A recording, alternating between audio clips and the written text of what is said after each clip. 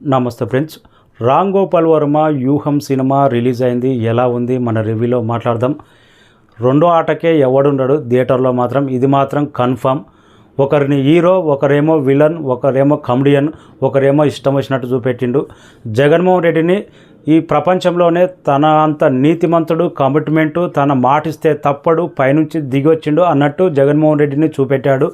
చంద్రబాబు నాయుడేమో నీతిమాలిన రాజకీయాలు చేస్తే ఎలా ఉంటుంది, కుట్రలు కుతంత్రాలు, ఇలాంటి వ్యక్తి. ఈ కుట్ర కుతంత్రాలు అనేది చంద్రబాబు నాయుడునే ఈ పదాలు పుట్టినాయన్నట్టు చంద్రబాబు నాయుడు చూపెట్టాడు.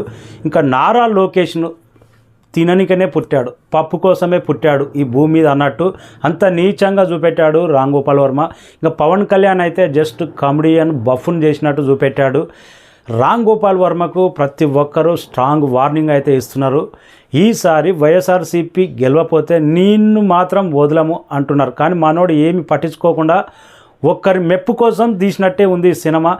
ఇంకా ఆయనకు నచ్చినట్టు ఆ పోలికలు ఉన్న వ్యక్తులను తీసుకొచ్చి అటు కాంగ్రెస్ను విలన్ చేసిండు, చంద్రబాబు నాయుడును విలన్ చేసిండు, జనసేన పార్టీని కమెడియన్ చేసిండు, నారా లోకేష్ను తిననికనే భూమి మీద పెట్టినట్టు చేసిండు. జగన్మోహన్ రెడ్డి ఏమో ఇలాంటి వ్యక్తి ప్రపంచంలోనే లేడు అన్నట్టు చూపెట్టిండు. నీచమైన సినిమాలు తీసి బతకడం, ఆ నీచమైన వచ్చిన డబ్బులతో నువ్వు కడుపు నింపుకోవడం అవసరమా అనేది ప్రతి ఒక్కరు థియేటర్ దగ్గర మాత్రం తిడుతున్నారు. జగన్మోహన్ రెడ్డి మంచి క్వాలిటీ ఉన్నాయి, చంద్రబాబు నాయుడు దగ్గర మంచి క్వాలిటీ లేవా? అసలు నారా లోకేష్ దగ్గర ఈ పాదయాత్ర తర్వాత ఆయన ఎలాంటి స్ట్రాంగ్ లీడర్గా మారిండు అది తెలియదా నీకు? పవన్ కళ్యాణ్ దగ్గర మంచి క్వాలిటీస్ లేవా? అవి కానరాలేదా? ఇంత బ్యాడ్గా చూపెట్టడం అవసరమా? ఫ్యాన్స్ అయితే తిట్టనోడలేడు. రామ్ గోపాల్ వర్మ థియేటర్ కాడికి వస్తే ఆయన తొక్క తీసి నార తీసి మెడల్ వేసుకునేటోళ్ళు. అలా ఒక్కొక్కడు అయితే చెప్పులు తీసుకొని కొట్టేటోడేమో ఆ రేంజ్లో ఫైర్ అయ్యారు పవన్ కళ్యాణ్ ఫ్యాన్స్ కానీ, ఆ రేంజ్లో ఫైర్ అయ్యారు కొందరు టీడీపీ వాళ్ళు కానీ. కానీ మనోడు సినిమా తీసి ఎక్కడో దావుకుంటాడు.